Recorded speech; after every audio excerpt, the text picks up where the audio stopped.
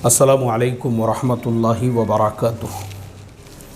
मोहतरम भाइयों, बुज़ुर्गों, दोस्तों, देखो पाकिस्तान में जिस तरह का सियासी भूचाल आया हुआ है, तो आज जो है हम इसको पॉलिटिकली टेक्निकल एनालिसिस करेंगे कि पाकिस्तान में जो सियासी भूचाल आया हुआ है इसमें अमेरिका का क्या रोल है, रशिया का क्या रोल है, इमरान खान साहब जो है उनका क्या रोल है, और चंदाखोर फजलुर रहमान उसका क्या रोल है। इसी तरह से भारत की भी जो पॉलिटिक्स है, हमारे माननीय प्रधानमंत्री नरेंद्र जी मोदी और इसी तरह से भारत का रशिया और यूक्रेन के मामले में जो स्टैंड है, ये तमाम चीज़ों का पाकिस्तान के पॉलिटिक्स पे क्या इम्पैक्ट पड़ा हुआ है। इसी तरह से इमरान खान साहब ने हमारे माननीय प्रधानमंत्री नरेंद्र जी मोदी की तारीफ़ क्यों की है, ये तमाम बातें आज जो है हम आपको ये पूरा पॉलिटिकली मैं इसको टेक्निकल एनालिसिस करने वाला हूँ। तो इसको पहले तो पूरे ध्यान से सुनो, तवज्जो के साथ में सुनो, और अगर ये नहीं समझ में आता है तो 2 बार 3 बार सुनो, क्योंकि इसमें बहुत सारी टेक्निकल लैंग्वेजेस रहेगी आगे चल के, और बहुत सारी बातें ऐसी रहेगी, हो सकता है कुछ लोगों के एक मर्तबा में समझ में ना आए। सबसे पहले हम शुरुआत करते हैं इंडिया से, और इंडिया की जो ख़बर है वो कल की ही है। कल फ्राइडे 1 अप्रैल 2022 रशिया के जो विदेश मंत्री है, वहाँ के जो फॉरेन मिनिस्टर है, वो कल भारत आए। भारत आने के बाद उन्होंने भारत के प्राइम मिनिस्टर मिस्टर नरेंद्र जी मोदी उनसे मुलाकात की और रशिया और यूक्रेन के मसले पर उनसे बातचीत भी की। और उनसे बातचीत करने के अलावा उन्होंने जो है एक बहुत बड़ी ऑयल की डील इंडिया के साथ में की है। ऑयल की डील, अब इंडिया में आप लोग देख रहे हैं कि पेट्रोल के प्राइजेस और डीजल के प्राइजेस जो है वो दिन ब दिन बढ़ते जा रहे हैं। तो इंडिया ने डायरेक्ट रशिया के साथ में ये डील किया और रशिया के साथ में ये करार किया कि हम रशिया से जो है क्रूड ऑयल ख़रीदेंगे, लेकिन रशिया हमको जो मार्केट का प्राइस है, जो मार्केट के अंदर जो अभी रेट चल रहा है, वो रेट से हम नहीं लेंगे, बल्कि जो पुराना रेट था $90 $95, यानी वो हिसाब से हम रशिया से जो है क्रूड ऑयल ख़रीदेंगे। और रशिया इसके लिए तैयार हो गया। अब इसमें फ़ायदा किसका है? इसमें फ़ायदा जो है पब्लिक का है, कि पब्लिक को जो है जो क्रूड ऑयल के रेट दिन ब दिन बढ़ते जा रहे हैं, वो उसका इम्पैक्ट जो है लोगों पर नहीं पड़ेगा। क्योंकि इंडिया ने इस तरह से जो है, इससे पहले भी ईरान के साथ में भी यही एग्रीमेंट किया था कि जो गैस है जो हम लोग इस्तेमाल करते हैं, जो हमारे घरों में इस्तेमाल होता है खाना पकाने के लिए, तो ईरान के साथ में ये डील की थी कि इंडिया ईरान को रुपये के अंदर जो है पेमेंट करेगा, और ईरान उसके लिए तैयार हो गया। ईरान ने कहा कि ठीक है, तुम हमको रुपये में पेमेंट करो, हम तुमको गैस देंगे। और उसी डील की वजह से इंडिया, देखो अभी हमारे पड़ोस में जो है श्रीलंका है, जहाँ पे मारामारी चल रही है, पूरा मुल्क कंगाल हो चुका है, 2.25 करोड़ की आबादी वाला। लेकिन इंडिया में अगर आप देखोगे तो 140 करोड़ की आबादी के बावजूद भी पेट्रोल, डीजल, गैस और ये तमाम बातों, क्योंकि हमको इस चीज़ का एहसास इसलिए नहीं है क्योंकि रशिया की वजह से पूरा यूरोप इम्पैक्ट हुआ है। रशिया से ही पूरे यूरोप को जो है गैस और ऑयल वगैरह बहुत सारी चीज़ें सप्लाई होती थी, पूरा यूरोप इससे मुतासिर हुआ है। लेकिन इंडिया पे उतना इम्पैक्ट यूक्रेन और रशिया वॉर का इसलिए नहीं पड़ा क्योंकि इंडिया की जो पॉलिसी थी ईरान के साथ, रशिया के साथ, अब उसका साइड इफ़ेक्ट क्या हुआ? क्योंकि देखो खाली किसी भी चीज़ का इफ़ेक्ट नहीं होता है, बल्कि साइड इफ़ेक्ट भी होता है।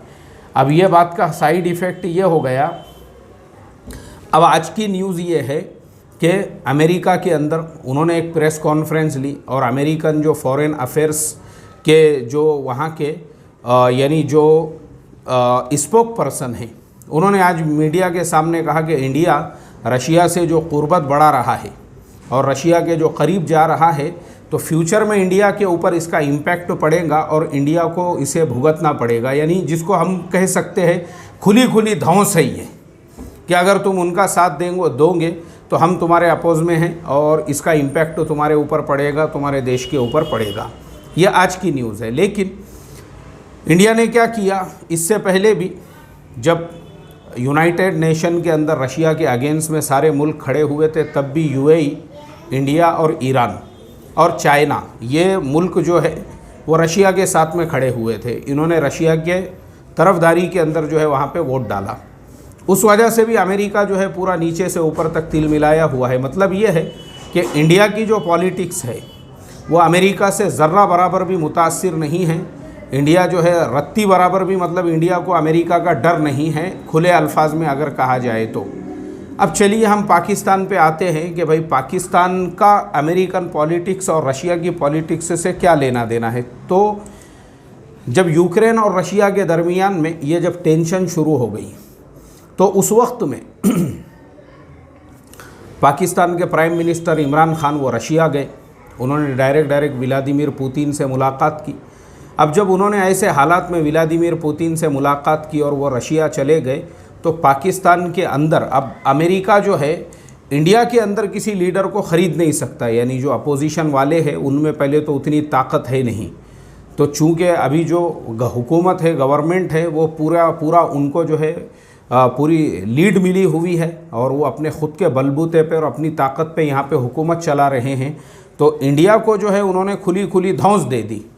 लेकिन पाकिस्तान को उन्होंने कुछ भी नहीं कहा अमेरिका ने, बल्कि पाकिस्तान में उसने क्या किया, उसको मालूम था कि पाकिस्तान में हमारे बहुत सारे जो है पालतू कुत्ते मौजूद हैं, जिनमें से एक फजलुर रहमान पहले नंबर पे, दूसरे नंबर पे बिलावल भुट्टो, तीसरे नंबर पे शहबाज शरीफ, चौथे नंबर पे जितने भी ये इमरान खान के अपोजिट में हैं, उनको मालूम था ये सब अपने कुत्ते हैं। अब ये कुत्तों को हमको काम पे लगाना है। तो ये कुत्तों को काम पे लगाने के लिए क्या करना पड़ेगा, तो उन्होंने क्या किए, इमरान खान, क्योंकि रशिया से इमरान खान के ताल्लुकात बढ़ रहे हैं, इसका मतलब ये है कि इमरान खान रशिया के साथ में खड़ा हुआ है और अमेरिका ये कभी भी बर्दाश्त नहीं कर सकता था, इसलिए उसने इन कुत्तों को काम पे लगा दिया। अच्छा, ये अमेरिका के कुत्ते हैं, इसका हमारे पास में सबूत है। आज से 2 दिन पहले यानी जुमेरात के दिन रात में 8 बजे इमरान खान साहब ने कौम के नाम एक पैगाम, इस तरह का एक मैसेज जारी किया और उस मैसेज के अंदर उन्होंने ये कहा कि ये फजलुर रहमान जो विकी लीक्स जो एक जो है यानी ये इनका फजलुर रहमान साहब का माफ़ करना, मैंने इसके नाम के शुरू आखिर में साहब बोल दिया। ये फजलुर रहमान जो है इसने अमेरिका के साथ में इसके ताल्लुकात कैसे थे, ये इसने खुद ने सामने से पेशकश किया था अमेरिका को कि हम लोग जो है तुम्हारे लिए पाकिस्तान में काम करने के लिए तैयार हैं। फजलुर रहमान से पहले कोई साहब करते थे, वो मर गए, उनके बाद इन्होंने खुद सामने से पेशकश किए और ये उनके लिए काम करने के लिए तैयार हो गए। अब ये तैयार हुए, इसी तरह से उन्होंने पूरी तारीख़ बताई इमरान खान साहब ने कि पाकिस्तान की तारीख़ के अंदर अगर आप देखोगे तो जितने भी वहाँ पे वज़ीर आज़म भी साबिक़ में बन चुके हैं, जितने भी लीडर आए हैं, सब ज़मीर फ़रोश, ईमान फ़रोश थे, जिन्होंने अपने आप को अमेरिका के हाथों में बेच दिया हुआ था। और इमरान खान साहब ने उसकी तारीख़ बताई कि पाकिस्तान के बर्बादी की एक सबसे बड़ी वजह पाकिस्तानी नहीं है, बल्कि बाहर की ताकतें हैं जिन्होंने पाकिस्तान के पॉलिटिक्स के अंदर इंटरफेयर किया। जैसे उन्होंने बहुत सारी मिसालें दी, जैसे 9/11 का वाक़या। अब 9/11 का जो वाक़या अमेरिका में होता है और अमेरिका को उस वक्त में बदला लेना है, अफ़गानिस्तान में उनको जो है फ़ौज उतारना है, तो इस्तेमाल हो रहा है पाकिस्तान के सरज़मीन का। तो इमरान खान साहब को इस पर भी ऑब्जेक्शन था कि हमने अपने मुल्क को अमेरिका को इस्तेमाल करने के लिए क्यों दिया, और उसके बहुत सारे नुकसानात हुए। इमरान खान साहब ने बताए कि जो अफ़गान कौम थी उनके दिल में पाकिस्तान के लिए एक दुश्मनी पैदा हो गई पाकिस्तान के पॉलिटिशियंस और पॉलिटिकल निज़ाम के लिए, कि भाई ये लोग जो है हमारे ख़िलाफ़ में अपने मुल्क की ज़मीन को इस्तेमाल करने के लिए अमेरिका को दे रहे हैं। इसका मतलब ये अमेरिका के कुत्ते हैं, अमेरिका के ग़ुलाम हैं। तो इसके लिए वो जो अफ़गान कौम थी वो भी पाकिस्तान की दुश्मन बन गई। और अब ये जो जगह जगह पे वहाँ ब्लास्ट वगैरह होते हैं और जिसके अंदर बहुत सारी ऐसी तहरीकें जो ज़िम्मेदारियाँ लेती है, वो इसी वजह से लेती है कि भाई तुमने अमेरिका को हमारे ऊपर मुसल्लत किया था, तो हम तुमको क्यों छोड़ेंगे, हम तो तुम्हारे से बदला लेंगे, हम तुम्हारे आर्मी के कैंपों पे अटैक करेंगे, हम तुम्हारे मुल्क में ब्लास्ट करेंगे, तुम्हारी मस्जिदों में ब्लास्ट करेंगे, हम तुमको क्यों सुकून से रहने देंगे, तुमने अमेरिका को अपने मुल्क की ज़मीन इस्तेमाल करने को क्यों दी। अब आगे अगर हम देखेंगे इमरान खान साहब के बकौल के ये सब कुत्ते थे, नवाज़ शरीफ, परवेज़ मुशर्रफ, ये सब कुत्तों ने क्या किए अपनी पोजीशन बनाने के लिए अमेरिका के हम कैसे करीब जा सकते थे। मतलब इन लोगों को लगा कि हम जितने अमेरिका के करीबी बन जाएंगे, अमेरिका के पालतू कुत्ते बन जाएंगे, अमेरिका के आगे दुम हिलाने वाले बन जाएंगे, तो उतना ज़्यादा हमारा मकाम और मर्तबा भी बढ़ेगा, अमेरिका की नज़रों में हमारी इज़्ज़त और वक़ात भी बढ़ेंगी, और अमेरिका जो है हमारे सामने कुछ टुकड़े भी डाल देंगे। और वैसा किया भी अमेरिका ने। मिलियनों बिलियनों डॉलर्स के जो है इन लोगों की मदद की उसने मुल्क डेवलप करने के लिए। मगर ये कुत्तों ने क्या किया, मुल्क में तो वो मिलियन और बिलियन डॉलर आने ही नहीं दिए। नवाज शरीफ इंग्लैंड और लंदन में बड़े बड़े बंगले, बड़ी बड़ी हवेलियाँ उन्होंने वही पैसों से वहाँ ख़रीद ली, अपनी प्रॉपर्टीज़ वहाँ बनाई। और मरियम आपा जान आते हैं दुपट्टा ओढ़ के एकदम राबिया बसरिया के जैसा, और एकदम जो है भोले भाले, और जो है मीडिया के सामने कहते हैं कि इमरान खान ने जो है मुल्क को बर्बाद किया। अरे मुल्क को तुमने बर्बाद किए, तुमने तो सोने और चांदी के चमचे इस्तेमाल किए, बर्तन सोने चांदी के इस्तेमाल किए तुमने अपने घरों के अंदर। जिस मुल्क में लोगों के पास में खाने को नहीं है, वहाँ पे शेर, वहाँ पूरा ज़ू खोल के रख दिया अपने घर के अंदर अपनी अय्याशियों, अपने तायुश के लिए। वो कारें, वो गाड़ियाँ उस मुल्क में, जिस मुल्क के अंदर पैदल चलने के लिए चप्पल जूते नहीं हैं आम लोगों के पास में, तुमने जो है वो सब कहाँ से आया? अमेरिका के उसी मिलियनों बिलियनों डॉलर्स से जो अमेरिका ने दिया मुल्क को डेवलप करने के लिए। इन्होंने मुल्क को तो डेवलप होने नहीं दिया, अपने आप को डेवलप करते रहे। जनरल परवेज़ मुशर्रफ साहब ने दुबई के अंदर बड़ी बड़ी प्रॉपर्टीज़ बना ली। नवाज शरीफ फैमिली ने जो है इंग्लैंड और यूके के अंदर बड़े बड़े बंगले, हवेलियाँ वहाँ पे उन्होंने ख़रीद लिए। उन्होंने अपनी पूरी फैमिलीज़ को अच्छी तरह से वहाँ पे सेटल कर दिया, जो पैसा मुल्क के डेवलपमेंट के लिए आ रहा था। इमरान खान साहब को जो चिढ़ है और जो गुस्सा है उनको, वो इसी बात का है। और ये जितने लोग जो इमरान खान को यहूदियों का एजेंट साबित करने में लगे हुए हैं, उन तमाम लोगों ने अब ये तमाम वाक़ियात से इबरत हासिल करना चाहिए कि यहूदियों का सबसे बड़ा दुश्मन रशिया है। क्योंकि यूक्रेन का जो प्राइम मिनिस्टर है ज़ेलेंस्की, वो खुद एक यहूदी है। इज़राइल का पूरा सपोर्ट है ज़ेलेंस्की को, और इज़राइल के सपोर्ट से ही जो है पूरा अमेरिका आज यूक्रेन के साथ में है, पूरा यूरोप जो है यूक्रेन के साथ में है, क्योंकि इज़राइल ने अपने पूरे ख़जाने खोल दिए हुए हैं। अब अगर मुझे आप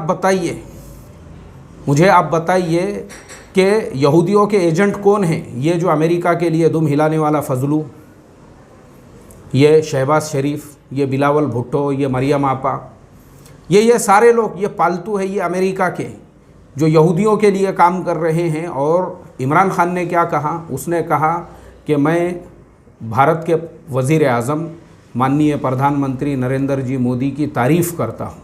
ये इमरान खान साहब के जुमले हैं। क्यों? उन्होंने कहा इसलिए कि इंडिया ने कभी भी कोई भी फ़ैसला और कोई भी स्टैंड लिया तो अपने बलबूते के ऊपर लिया। इंडिया कभी डरा नहीं अमेरिका से कि अमेरिका ऐसा कर देगा, अमेरिका वैसा कर देगा। इंडिया ने क्या किया? वो पूरी पॉलिसीज़ अमेरिका के अपोज़ में इंडिया की पॉलिसीज़ चली। मतलब इंडिया ने रत्ती बराबर भी इस चीज़ का ये नहीं किया, यानी इस चीज़ का जो है लिहाज नहीं किया कि अमेरिका क्या बयान देगा या क्या एक्शन लेगा। इंडिया ने सीधा सीधा यूनाइटेड नेशन में भी यूएई, ईरान और चाइना के साथ मिलकर रशिया के सपोर्ट में वोट किया। हमको कुछ लेना देना नहीं है तुम्हारे से, हम रशिया को सपोर्ट करेंगे। और सिर्फ सपोर्ट नहीं किया, रशिया के विदेश मंत्री यानी फॉरेन मिनिस्टर। अब मुझे आप बताओ यानी भारत के इससे बढ़कर भारत की जो फॉरेन पॉलिसी है उसकी कामयाबी और क्या होगी कि भाई वहाँ का फॉरेन मिनिस्टर चल के तुम्हारे पास में आ रहा है और आके तुमसे ये कह रहा है कि हमको इस चीज़ की उम्मीद है कि यूक्रेन और रशिया के बीच में अगर कोई मध्यस्थता यानी कोई अगर दरमियान में दोनों के दरमियान में जो है दोनों को मिला सकता है या दोनों के दरमियान में जो है वो मसले को हल कर सकता है तो वो सिर्फ इंडिया है। ये कल का बयान है जो रशिया के फॉरेन मिनिस्टर साहब हैं उनका बयान है, ये वज़ीर ख़ारजा का वहाँ के। तो इंडिया ने जो है ना अपने बलबूते पे फ़ैसले लिया और इंडिया ने ये देखा भाई हमारे देश का फ़ायदा किस में है। अब इंडिया ने देखा कि रशिया का पूरी दुनिया से ये डिमांड है कि हमको डॉलर में पेमेंट नहीं चाहिए, हमको पेमेंट चाहिए रूबल में। मैंने आपको इससे पहले एक सबक में मेरे बताया था कि रूबल और इंडियन रुपीज़ दोनों इक्वल यानी सेम दोनों का प्राइस जो है बराबरी में उस टाइम पे चल रहा था, लेकिन ये जंग की वजह से रूबल थोड़ा नीचे आ गया। लेकिन इंडिया ने कहा ठीक है, हम तुमको रूबल में पेमेंट करेंगे, तुमको रूबल में चाहिए ना, हम तुमको रूबल में पेमेंट करेंगे। मतलब ये है, देखो अभी क्या हो चुका है, अमेरिका की वो जो ताकत थी पहले वाली, वो अमेरिका चाहता है कि मैं वैसे ही पूरी दुनिया पे अपना सिक्का चलाऊं। तो अभी वो ज़माना रहा नहीं। अभी रशिया, इंडिया, चाइना, ये ख़ुद दुनिया की एक नई ताकत बन के उभर रहे हैं, हर एतबार से, हर लिहाज से।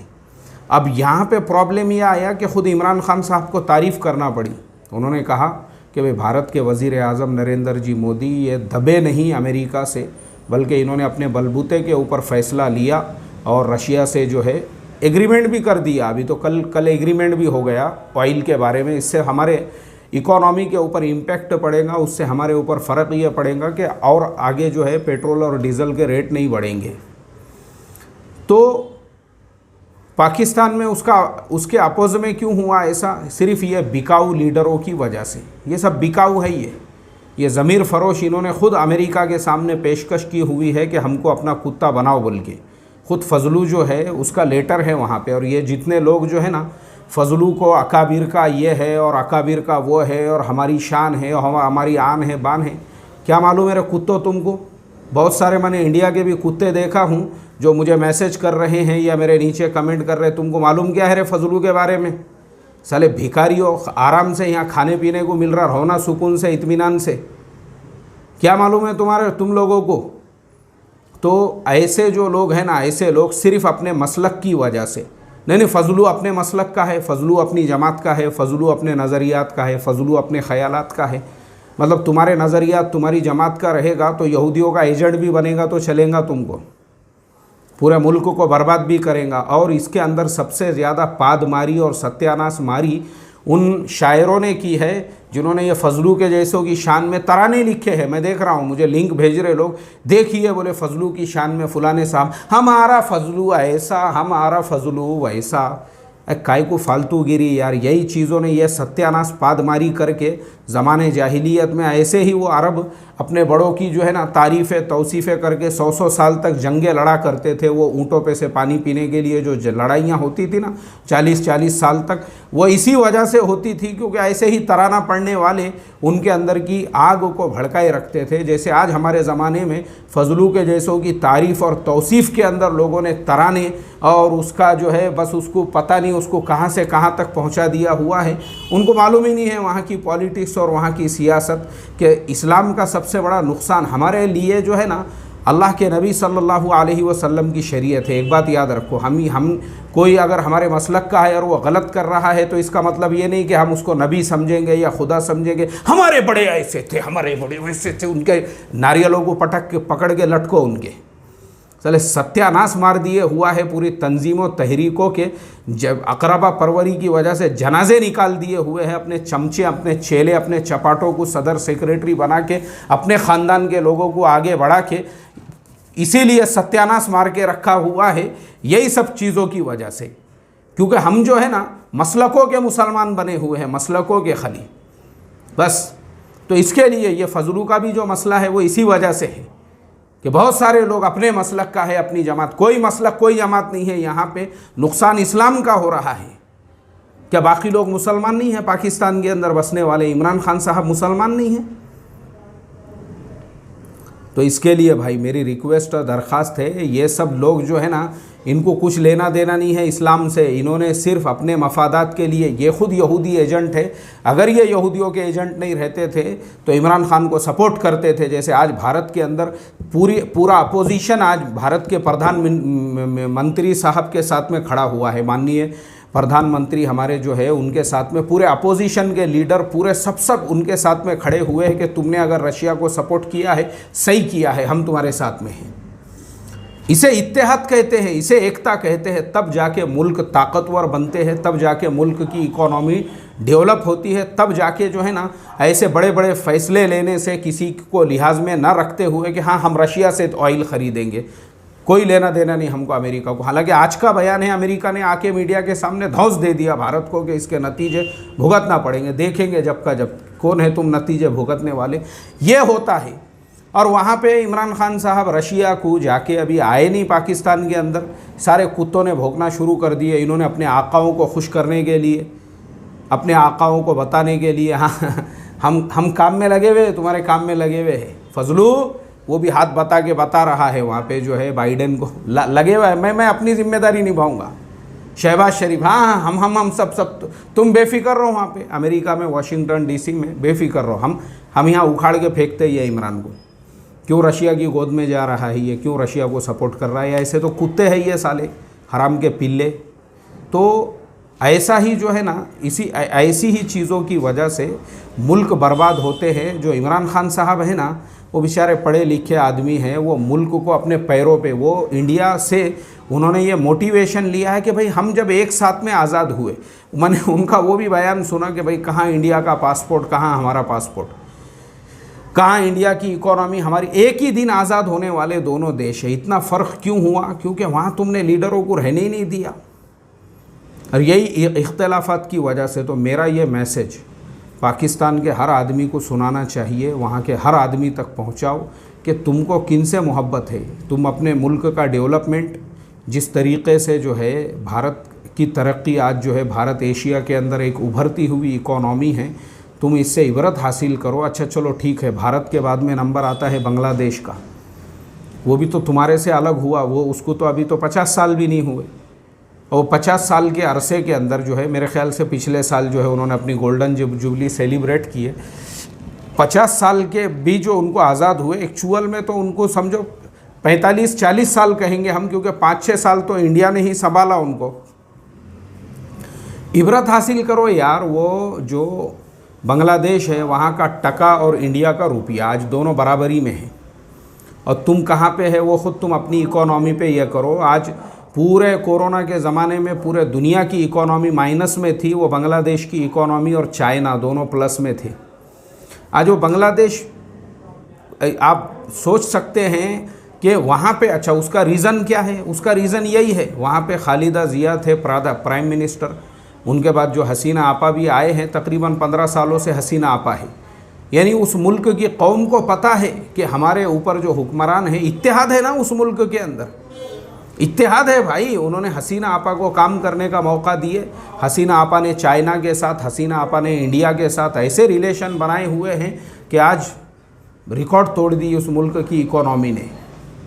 तो ये इबरत की बात है। और तुम्हारे यहाँ पे साले सब कुत्ते, इन्होंने सोचना चाहिए कि इमरान खान साहब अच्छा काम कर रहे हैं, तो अपोजिशन का भी उनको सपोर्ट होना चाहिए। तो ये कुत्ते साले हड्डी के लालची, ये फजलू और ये दूसरे जो कुत्ते हैं, ये कुत्तों ने जो है पूरा सत्यानाश पादमारी करके रख दिए। तो मेरी वहाँ के मुल्क के लोगों से इतनी ही रिक्वेस्ट और दरख्वास्त है, अरे निकलो ये अपने इलाकाइयत से बाहर और मसलकों से बाहर और जमातों से, बल्कि एक ऐसा इंसान जो तुम्हारे मुल्क को अपने पैरों पे खड़ा करना चाहता है और जो इंडिया और बांग्लादेश से मोटिवेशन ले रहा है कि भाई हम क्यों इनसे इतने पीछे हैं, और जिसके दिल में तड़प है, जो 1 रुपया मुल्क की सैलरी से नहीं लेता है, तुमने उसको मौका देना चाहिए काम करने का। पूरे मुल्क ने सपोर्ट करना चाहिए। आगे चल के अगर इलेक्शन होते हैं 100% वोट देना चाहिए। जैसे हमारे यहाँ पे जो है केजरीवाल को दिल्ली वालों ने क्यों वोट दिए? 100% काम देखे उन्होंने कि एक आदमी काम कर रहा है, उसको मौका दिया जाए। ये भारत के अंदर लोगों में ये मैच्योरिटी है, ये समझदारी है। वही समझदारी वहाँ पे भी पैदा होना चाहिए। लेकिन वहाँ का सबसे बड़ा प्रॉब्लम क्या है पता है आपको? मुसलमानों का एक सबसे बड़ा प्रॉब्लम, मैं वो प्रॉब्लम यहाँ पे भी देखता हूँ कि किसी से अगर दुश्मनी निकालना है ना, उसको यहूदियों का एजेंट बोल दो, उसको RSS का एजेंट बोल दो, उसको जो है ना दूसरे मसलक का बोल दो तुम, बस ख़त्म हो गया वहीं पे मसला। क्योंकि मुसलमान तो बटे हुए हैं हज़ारों टुकड़ों के अंदर, कहीं पे इलाकाइयत के नाम पे, कहीं पे मसलकों के नाम पे, कहीं पे जमातों के नाम पे। यही लड़ाई झगड़ों की वजह से बेवज़न हुए हैं। अल्लाह हिफाजत फरमाए भाई। तो मैं समझता हूँ मेरी ये बात पाकिस्तान के हर फ़र्द तक पहुँचाई जाए। और मैं यही आप लोगों से, हमको हमदर्दी इसीलिए है क्योंकि आप हमारे पड़ोसी हैं। हम ये चाहते हैं कि तुम्हारा मुल्क भी तरक्की करेगा ना, तो वहाँ से ये जो पेट भरू चंदाखोर मुल्ले है जो तुम्हारे अंदर इस तरह से तुमको निगेटिव एनर्जी देने वाले, तो तुम लोगों के पास में भी कमाई होंगी, धंधे होंगे, कारोबार होंगे, बिज़नेस होंगे, मुल्क डेवलप करेगा। जब आदमी की माशी यानी फाइनेंशियल वो स्ट्रांग होता है ना, उसकी सोच भी बदल जाती है। नहीं तो गुर्बत, फाका कशी, इफलास के अंदर जब आदमी रहा तो उसको इस तरह की बातें सुना सुना के भड़काया जाता है, उसके हाथ में हथियार दे दिए जाते हैं, उसको दूसरे मुल्कों के ख़िलाफ़ लड़ाया जाता है, और फिर हालात जो है इस तरह से होते हैं जिस तरह के हालात आप देख रहे हैं। बांग्लादेश से भारत के हालात इतने अच्छे क्यों हैं? बांग्लादेश को रोज़ाना कलकत्ता से 4-5 बसें जाती है, 2-4 ट्रेनें जाती आती है, बॉर्डर से जो है मिलियनों बिलियनों का व्यापार हो रहा है। कई इंडियंस ऐसे हैं, ख़ास तौर पे हमारे जो सिख भाई और बहुत से लोग, उन्होंने खुद बांग्लादेश में जाके बड़ी बड़ी फैक्ट्रियाँ, कारखाने लगाए हुए हैं। क्यों इतनी इकोनॉमी डेवलप हो रही है? क्योंकि वहाँ पर जो है ना गवर्नमेंट का कंट्रोल है पूरे मुल्क के ऊपर, और गवर्नमेंट ने वहाँ के लोगों की मानसिकता को, वहाँ की गवर्नमेंट खुद इतनी सख्त है, हसीना आपा, उनको जैसी हवा लगी कि यहाँ पे इस तरह की के जो है ना निगेटिव चीज़ों के अंदर जो लोग हैं, फ़ौरन उन्होंने फांसी के अभी 9-10 लोगों को लटकाने का हुक्म दे दिया, उन्होंने लटका दिया उन्होंने। क्यों? हमको ये सब चीज़ें नहीं चाहिए हमारे मुल्क के अंदर। खाओ पियो, आराम से धंधे करो, बिज़नेस करो, लेकिन दूसरों के ख़िलाफ़ में इस तरह की जो है साजिशें मत करो, करोगे तो ऐसा लटका देंगे तुमको। अब वहाँ पाकिस्तान के अंदर मसला ये है कि लोगों की गुर्बत का फ़ायदा उठाकर, इफलास का फ़ायदा उठाकर, फाका कशी का फ़ायदा उठाकर भड़काओ उनको भारत के ख़िलाफ़। यही काम वहाँ हो रहा है। तो हम इसलिए चाहते हैं आप भी तरक्की करो, आपके मुल्क के अंदर भी एक स्टेबल गवर्नमेंट और हुकूमत रहेगी ना, तो उसके बाद में जो है वो मुल्क भी आपका तरक्की करेगा। कुछ टाइम तो दो ना यार हुकूमत को काम करने के लिए, टाइम देंगे तो काम होगा। तो इसके लिए भाई, इसीलिए जो है मैंने ये पूरा क्या पूरा पॉलिटिकली टेक्निकल एनालिसिस किया हूँ। इसमें अगर कुछ चीज़ें आपको नहीं समझ में आती है उसको 2 बार 3 बार सुनो, और जितनी बातें मैंने बताया हूँ वो भी आप वेरीफाई करो BBC के इस पे जाके, और बहुत सारे चैनलों के ऊपर अगर आप जाकर देखोगे तो ये सारी ख़बरें जो मैंने आपको बताया हूँ, रशिया के फॉरेन मिनिस्टर जो इंडिया आए और इमरान खान साहब ने जो हमारे माननीय प्रधानमंत्री नरेंद्र जी मोदी की तारीफ़ की, वो सारे बयानात आपको मिल जाएंगे। तो बस इसी के साथ में मैं लेता हूँ आपसे इजाज़त। अरब मुल्कों में तो आज पहला रोज़ा होगा, इंडिया में इंशाल्लाह आज की पहली तरावी रहेगी। तो मेरी तरफ़ से पूरी दुनिया के जितने भी लोग मेरी ये बात सुन रहे हैं जो उर्दू हिंदी समझते हैं, उन तमाम को रमज़ान और रोज़ों की बहुत बहुत मुबारकबाद। और क्योंकि अब रमज़ान का महीना रहेगा तो फिर हमारे टॉपिक भी सब रोज़े के, नमाज के, और जो है तफसीर रहेगी, मसाइल वग़ैरह रहेंगे। तो शायद ये सारे टॉपिक्स के लिए रमज़ान में हमको मौका ना मिले। तो इसके लिए मेरी बस इतनी ही दरख्वास्त है, दुआएं भी करते रहो, अल्लाह ताला पूरी दुनिया के अंदर अमन व अमान का माहौल पैदा फरमाए। अस्सलामु अलैकुम व रहमतुल्लाहि व बरकातुहू।